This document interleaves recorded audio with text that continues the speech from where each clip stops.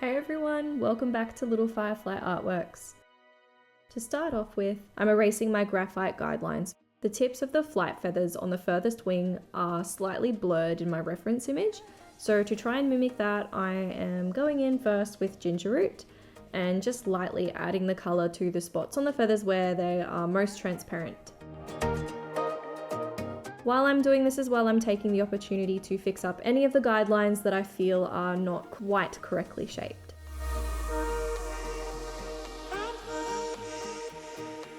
For the secondary flight feathers, I changed to putty beige because they are not quite as green and reflecting the sunlight as the primary flight feathers. I'm using it in much the same way, mainly focusing on bringing highlights to the back edge of each feather, which is the edge that is closest to the source of light.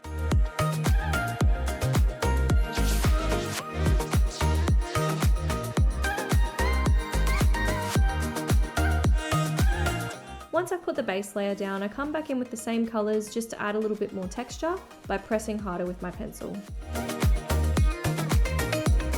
And I also blend a little bit of the ginger root on top of the putty beige.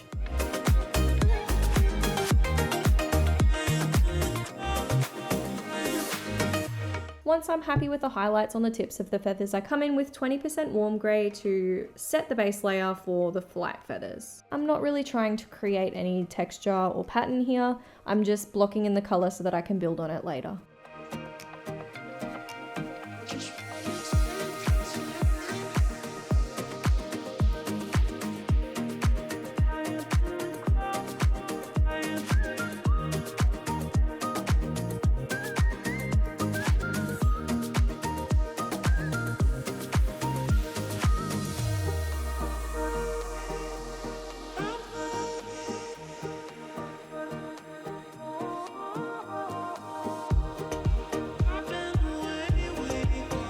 Once I've added all the base layers, I come in with the colours I used for the covets and blend them out over the grey to create a bit of a transition between the covets and the flight feathers.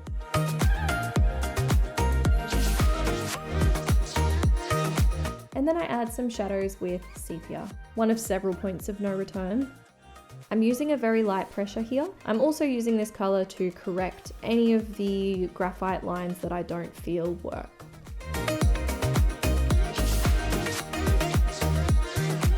And then I blend the shadows out with the other colours I was using.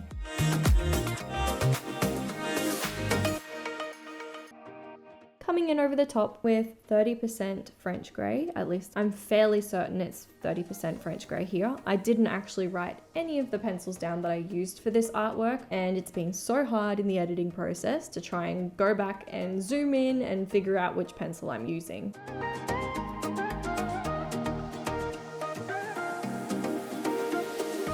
And then I'm back adding some more shadows with sepia.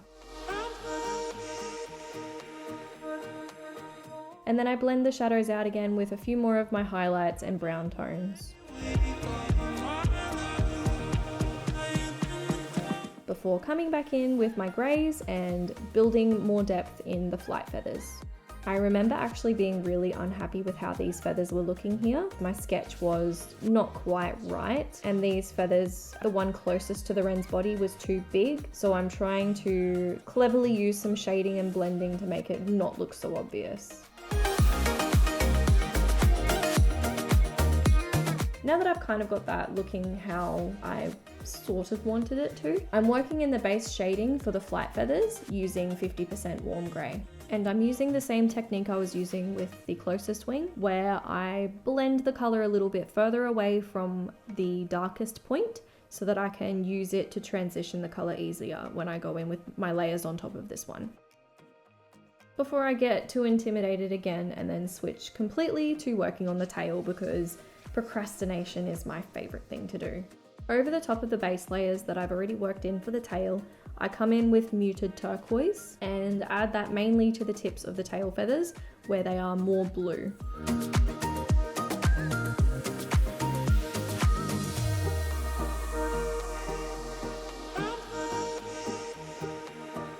I then blended the muted turquoise out with 30% warm grey, since the tail feathers aren't quite so vivid. While working with the warm grey, I tried to add the texture of the feathers by using vertical line strokes to try and make it look like the barbs of the feather.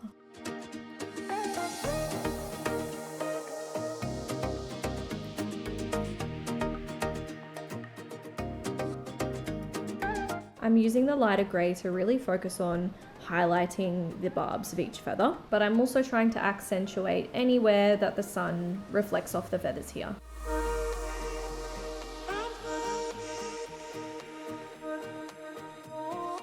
Then I come in with a darker warm grey and slate grey to just keep blending out and adding depth until I'm happy with how it looks.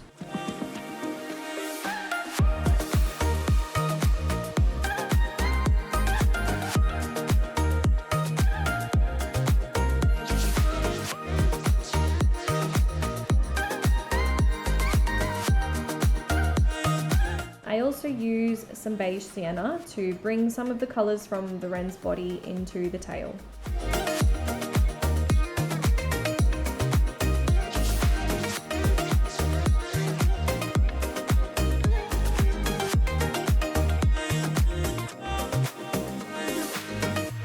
And then I finish off the highlights with white.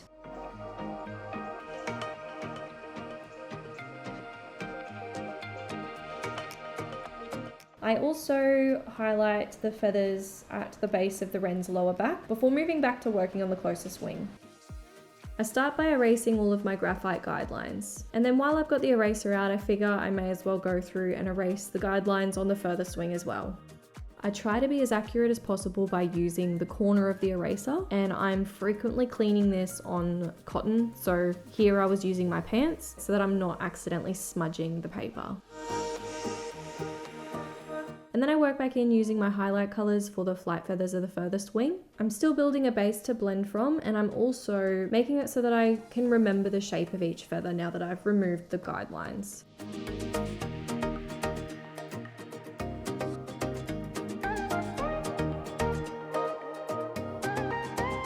I then work in some more shadows under each feather on the furthest wing.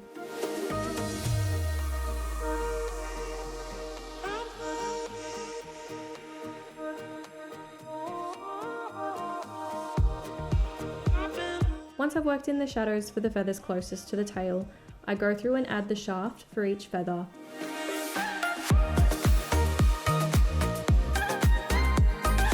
And then it's a new day, and I switch to working on the closest wing. I'm finally getting past my fear and going straight in to work on blending out the highlights and really making these feathers pop. I use a few different colours to achieve the blends on the flight feathers here. I'm alternating between cream, seashell pink, and 20% warm grey. I focus on using the cream along the leading edge of each feather, while I'm using the 50% warm grey as the shade for the furthest edge of each feather, and then the 20% warm grey and the seashell pink are both colours that I use to blend both shades together. I'm really trying to make it look like each feather is going underneath the feather next to it.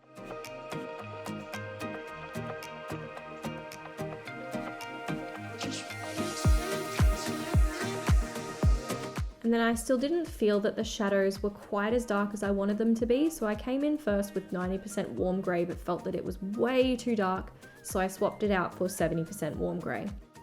And just like I did when I was working on the shadows originally, I try to drag the shadow away from the very edge a little bit to try and make the transition between light and dark smooth.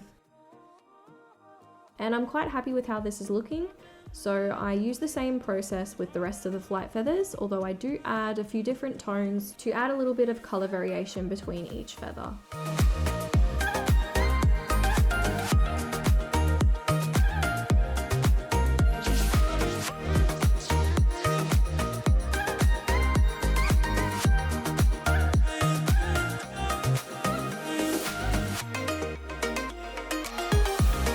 The feathers that are more splayed out and furthest from the wren's body are slightly lighter than those that are closer together, so I adjust my process by using more lighter greys to account for that.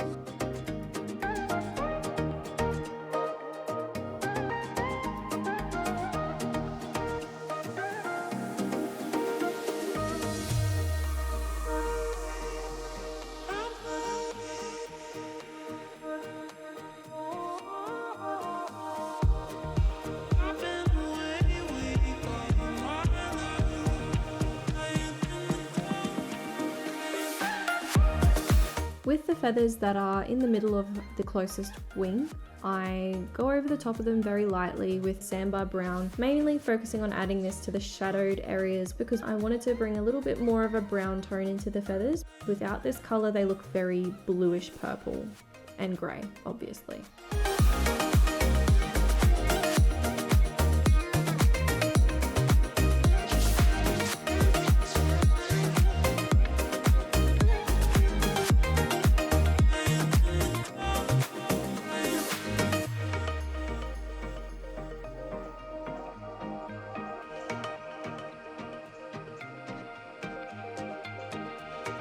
I come in with peach beige just to bring a little bit of warmth and a little bit more of a greenish tone. I'm mainly adding this layer of peach beige closest to the coverts and only on the spots where the highlights will be.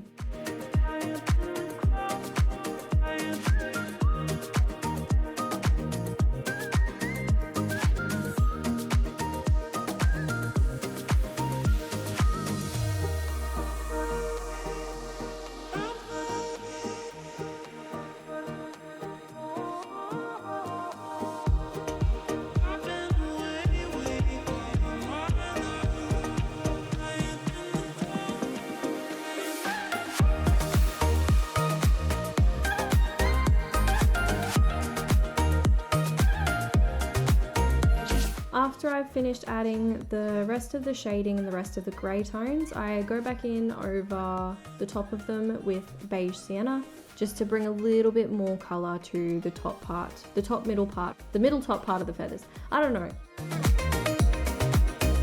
And I then finish it off by going through and adding final highlights and the final shading and shaping with cream and one of my darker greys.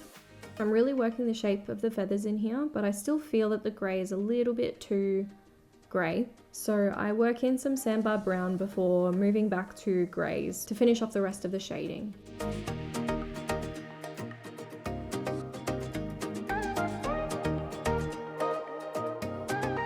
And now it's a new day, so I'm working on the furthest wing again. This time I'm actually going to go through and add through all of the highlights and shading, because I've done it with the closest wing now and I feel a little bit more confident. I'm starting by working in some more of my light greys and blending them out into the highlights that I've already put on the tips of the feathers. I didn't really like how the grey blended with the ginger root because I felt that it looked a little bit too green, but I'll try and fix that later on. To start with, I alternate between 50% cool grey and 50% warm grey to build shadows on the feathers. I then add 70% warm grey and 30% warm grey to my selection of colours and alternate between the four of them to achieve a smooth blend from light to dark with each feather.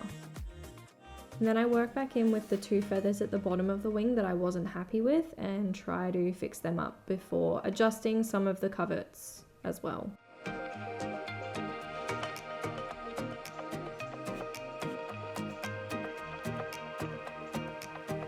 Before coming in with putty beige to lighten up some of the areas on the lower feathers.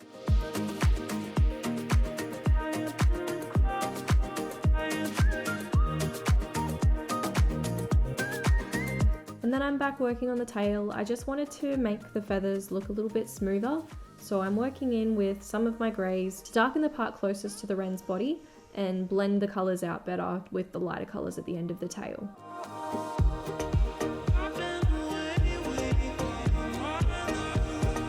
When I come back to working on the wren's furthest wing, I just alternate between my grey shades until each feather is finished.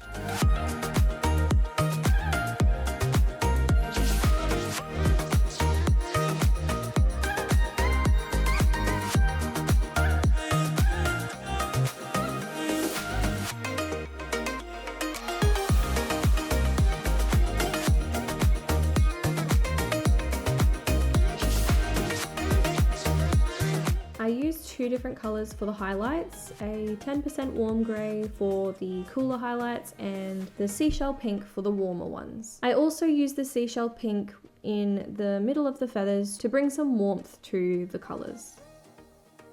The feathers on this wing are kind of opposite to the feathers on the closest wing. The lighter part of the feather is at the back of the feather and the darkest part is at the front of the feather.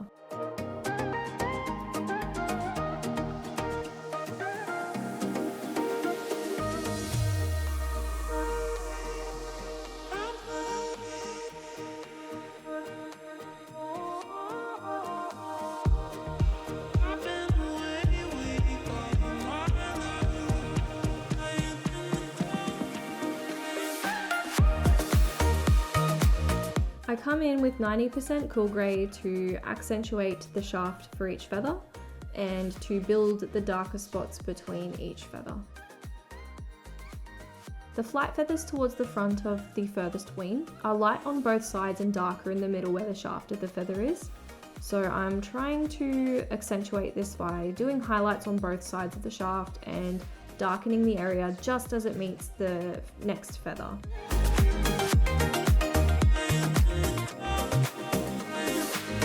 For this section of the wing, I start using a lot of white in my highlights, alongside the other colours I was using.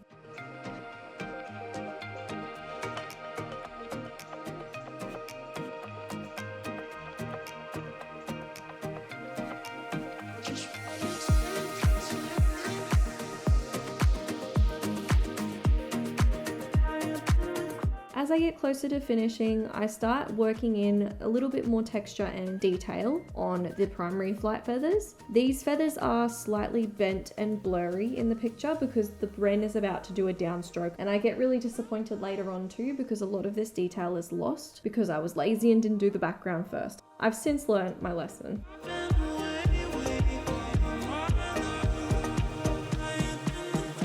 Here I'm just going through and sorting out my pencils and grouping them into their color groups.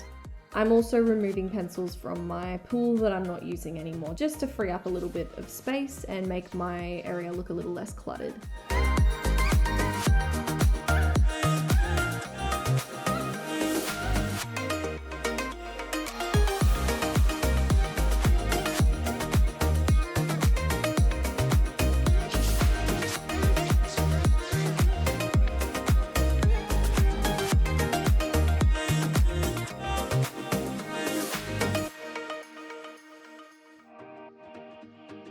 When I get to the point that I've almost finished all of the flight feathers, I go back through and fix up the bottoms where they meet the coverts.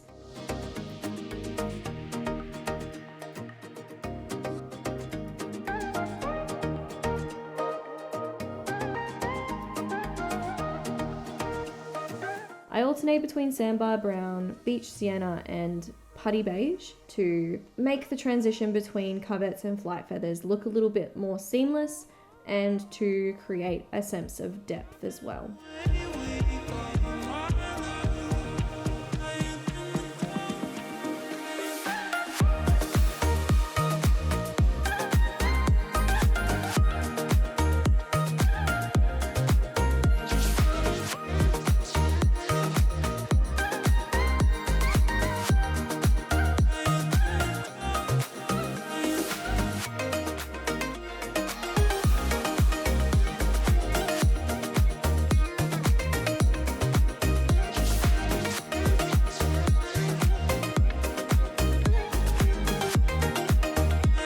And then after getting super fussy with the highlights on the tips of the feathers, I'm officially finished with drawing the Wren. Thank you all so much for continuing to follow this journey.